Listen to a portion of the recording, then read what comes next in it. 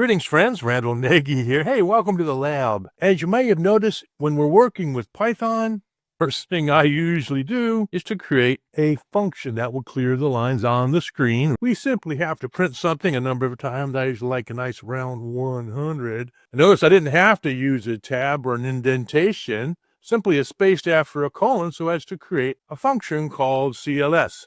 Clearing this screen to hide my 3.9.7, of course. We know that all we have to do is type in the name of the function, and once we create a function, of course, we have injected a function, in this case CLS, into our directory that is only available as we run our program. If we took a look at the help, for example, on dir, you notice that we have a really nice help string, and as such, it seems like the function dir, as we all know, is lovingly built into our built-ins every time we load Python. Of course, our CLS function won't be loaded every time we load Python. And while CLS will not be there the next time we start our IDE, the dir will.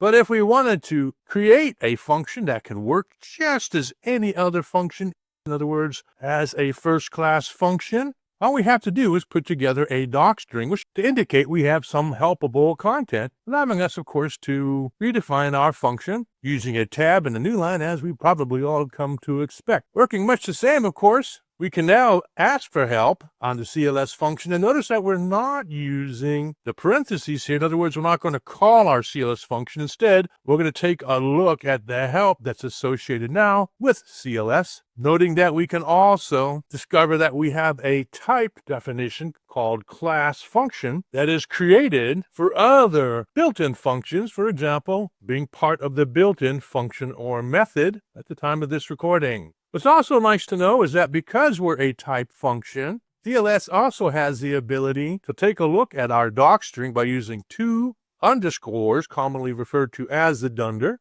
so as to print out our documentation. And of course, dir, still being a function even though it's built-in, will have a docstring as well. To become a first-class function in Python, all we have to do is become helpable and use help to display the help to being a first-class function that other people can better understand how to use as well. If you'd like to learn more and hone your professional programming skills for Python, feel free to take a look at the free and open PyQuest project over on GitHub. And if you're interested in in-depth discussion as well as source codes to demonstrate each and every one of the first 100 beginner, intermediate, and advanced concepts, feel free to take a look at the book on Amazon.